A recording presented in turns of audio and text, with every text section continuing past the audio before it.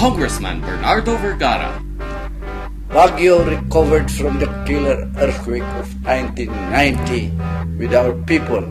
We worked as a team. We were the cleanest and the greenest city in the Philippines. Naibangon natin ang Baguio. Naibalik ang kanyang sigla, tunay na kagandahan at hindi mapapantayang kalinisan. Sa ating muling pagkakaisa, ibalik natin ang dangal ng Baguio.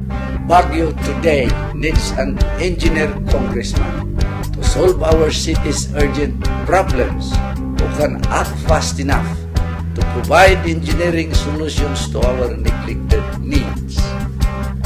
Kaya ng problema sa basura, kalinisan sa palengke, edukasyon para sa lahat, kalusugan, pabahay, pagtulong sa kabataan, senior citizens at mga kababaihan. Panahon na upang muling ipagkatiwala ang Baguio sa nararapat na pamumuno.